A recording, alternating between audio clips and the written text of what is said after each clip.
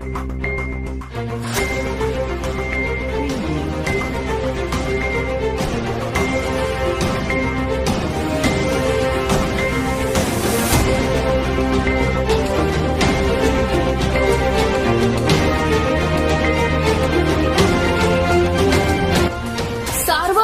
News Maharashtra दिनांक 5/7/2024 रोजी पहाटे 3:30 वाजण्याच्या सुमारास मयत पांडुरंग उर्फ पांड्या हनुमान शिंगाडे हा त्याच्या राहत्या घरात दुर्गामाता मंदिराच्या मागे पंचशील नगर गंजमाळ भद्रकाली नाशिक येथे झोपलेला असताना कैलास गायकवाड व त्याचे 2 साथीदार अशांनी मिळून कोयता व चॉपरने त्याच्या डोक्यावर छातीवर बरगडीजवळ वार करून जीवे ठार मारल्याबाबत मयताचा भाऊ विकास हनुमंत शिंगाडे यांनी दिलेल्या तक्रारीवरून भद्रकाली पोलीस ठाणे येथे गुन्हा रजिस्टर नंबर 231/2024 भारतीय न्याय संहिता कलम 103(1), 3(5), 351(2)(3) अन्वये दिनांक 5/7/2024 रोजी गुन्हा दाखल झाला आहे।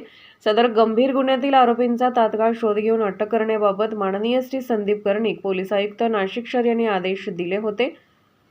त्या अनुषंगाने किरण कुमार चव्हाण पोलीस उपायुक्त परिमंडळ 1 डॉ. सिद्धेश्वर धुमाळ सहाय्यक पोलीस आयुक्त सरकारवाडा विभाग गजेंद्र पाटील वरिष्ठ पोलीस निरीक्षक संतोष नरोटे पोलीस निरीक्षक गुन्हे विक्रम मोहिते पोलीस निरीक्षक प्रशा भद्रकाली पोलीस ठाणे नाशिक शहर यांच्या मार्गदर्शनानुसार गुन्हे शोध पथकाचे सहाय्यक पोलीस निरीक्षक वसंत पवार यांच्या अधिपत्याखाली कार्यरत असलेले गुन्हे प्रकटीकरण पथक असे गुन्हा घडल्यापासून गुप्त बातमीदाराच्या मार्फतीने व तांत्रिक पद्धतीने सदर गुन्ह्यातील आरोपींचा कसूसीने तपास करीत असताना सदर आरोपी हे सातपूर परिसरात असल्याबाबत गुन्हे शोध पथकाचे पोलीस हेड 275 कयूम पोहवा 275 कयूम सय्यद व पोलीस नाईक 241 अविनाश जुत्रे यांनी गोपनीय माहिती प्राप्त झाली होती।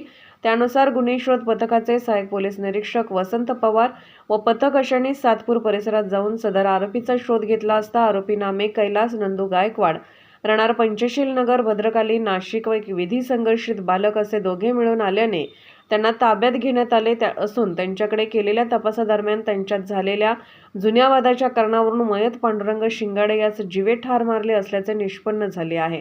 सदरची कामगिरी ही संदीप कर्णिक पोलीस आयुक्त नाशिक शहर किरण कुमार चव्हाण पोलीस उपायुक्त परिमंडळ 1 डॉ. सिद्धेश्वर धुमाळ सहाय्यक पोलीस आयुक्त सरकारवाडा विभाग नाशिक शहर गजेंद्र पाटील वरिष्ठ पोलीस निरीक्षक संतोष नरोटे पोलीस निरीक्षक गुन्हे विक्रम मोहिते पोलीस निरीक्षक प्रशासन भद्रकाली पोलीस ठाणे यांच्या मार्गदर्शनाखाली गुन्हे शोध पथकाचे सहाय्यक पोलीस निरीक्षक वसंत पवार सहाय्यक पोलीस उपनिरीक्षक यशवंत गांगुर्डे पोहवा 374 नरेंद्र जाधव पोहवा 1810 सतीश साळुंके संदीप शेळके कयूम सय्यद अविनाश जुद्रे लक्ष्मण ठेपणे महेश बोरसे निलेश विखे दयानंद सोनवणे नारायण गवडी गुरु गांगुर्डे योगेश माळी जावेद शेख सूरज पगारे अशांनी तसेच गुंडविरोधी पथकाचे सहाय्यक पोलीस निरीक्षक ज्ञानेश्वर मोहिते प्रदीप ठाकरे विजयकुमार सूर्यवंशी गणेश भागवत अक्षय गांगुर्डे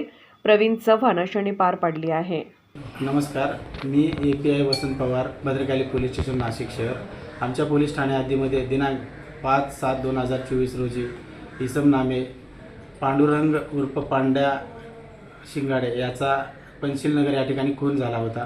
सदरचा खून हा 3 इसमांनी मिळून केला असल्याचे निष्पन्न झाले होते।